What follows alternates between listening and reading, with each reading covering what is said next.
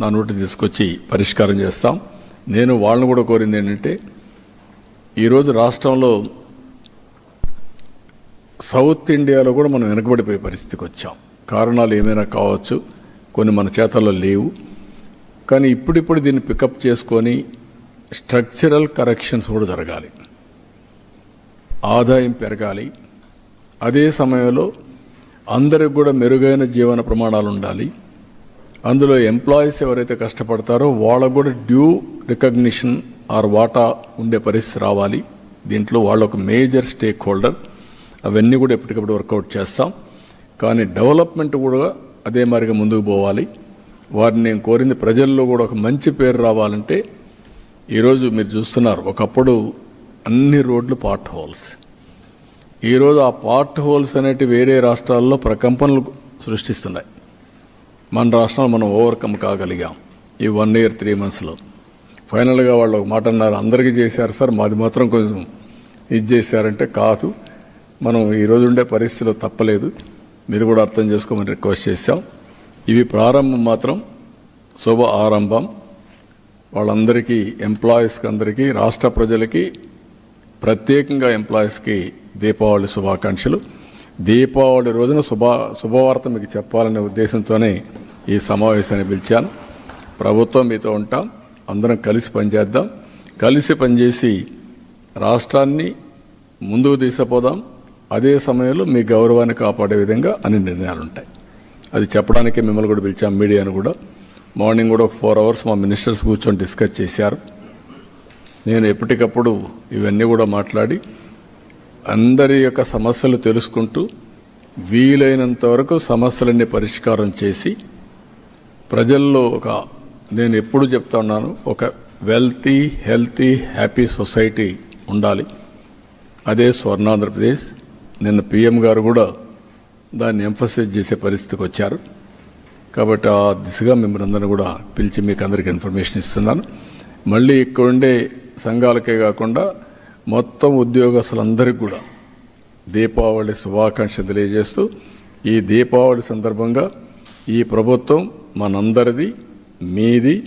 అందుకే ఈ శుభవార్త మీకు చెప్పాలనే ఉద్దేశంతోనే మళ్ళీ నేను దీపావళి తర్వాత చెప్పొచ్చు. కానీ మా వాళ్ళు కొంతమంది అన్నారు, దీపావళి తర్వాత కాదు, దీపావళి ముందే చెప్పాలి, ఈ శుభవార్త వాళ్ళకి ఇవ్వాలి, వాళ్ళు కూడా ఆనందంగా దీపావళి చేసుకోవాలనే ఉద్దేశంతోనే ఈ కార్యక్రమానికి ఏర్పాటు చేశాం.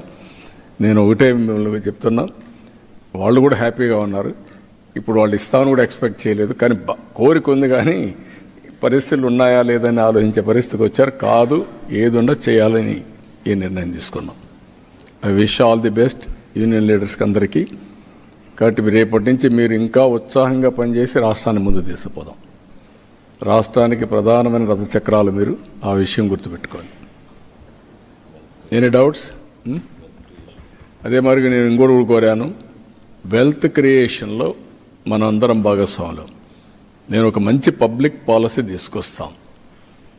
ఈరోజు మేము తీసుకొచ్చినటువంటి పబ్లిక్ పాలసీల వల్ల, సుపారీ పాలన వల్ల అభివృద్ధి, సంక్షేమం చెప్పాం. అభివృద్ధి జరగాలంటే నాకు డబ్బులు ఉండాలి, డబ్బులు వస్తేనే సంక్షేమం చేస్తాం. ఈ రెండు కావాలంటే గుడ్ గవర్నెన్స్ వల్లనే సాధ్యం. అందుకే ఆ గుడ్ గవర్నెన్స్ చూపించాం. కాబట్టి 2వ సంవత్సరం 2వ స్థానానికి వచ్చాం ఇన్వెస్ట్మెంట్లో. I'm proud to announce it. అంటే ఈ ప్రభుత్వం యొక్క విధానం మీరు చూస్తే నెక్స్ట్ ఇయర్కి నెంబర్ 1 రావాలనుకుంటున్నా. 2047కి నెంబర్ 1 డెవలప్మెంట్లో ఉంటుంది రాష్ట్రం, నాకు అనుమానం లేదు. దానికి ఆ సంపద సృష్టించడంలో ముఖ్యంగా ప్రధాన పాత్ర ఎంప్లాయీస్ పోషించాల్సిన అవసరం ఉంది. పాలసీలు నేను తీసుకొస్తాను, దాన్ని అమలు చేసే బాధ్యత మీ మీద ఉంటుంది. రెండోది, ఎక్కడికక్కడ మీరు మేము కలిసి, ఇప్పుడు నేను ఎన్డీఏ ప్రభుత్వం తరపున మీరు చూస్తే 94% స్ట్రైక్ రేట్ వచ్చింది. నేను, జనసేన, పవన్ కళ్యాణ్ గారు, బీజేపీ ముగ్గురం కలిసి పోటీ చేస్తే రాష్ట్రాన్ని పునర్నిర్మాణం చేస్తామనే ఆలోచనతో వన్ సైడ్ ఓట్లు వేశారు. కొన్ని సీట్లు మేము ఓడిపోయామంటే అది మా వాళ్ళని సరిగా పెట్టుకోలేకపోయాం. అంటే దేనికోసం ఓట్లు వేశారంటే ఈ రాష్ట్రాన్ని పునర్నిర్మాణం చేసే శక్తి ఈ వీళ్ళకే ఉంది అనే విధంగా ఓటేశారు. నిన్నటి వరకు వ్యతిరేక ఓటు నాకు వన్ సైడ్ పడింది.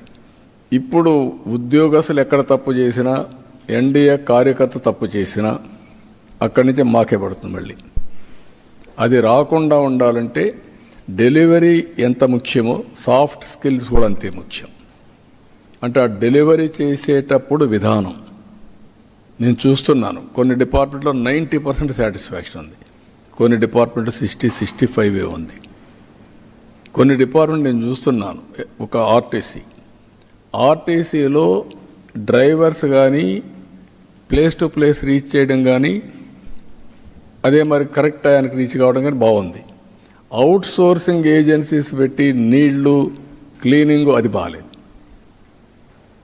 అంటే ఎక్కడికక్కడ వీళ్ళు కొంతమంది బయట వాళ్ళ దగ్గర సేవలు చేయించుకోవడం కూడా సరిగ్గా చేయించుకోలేకపోతున్నాం.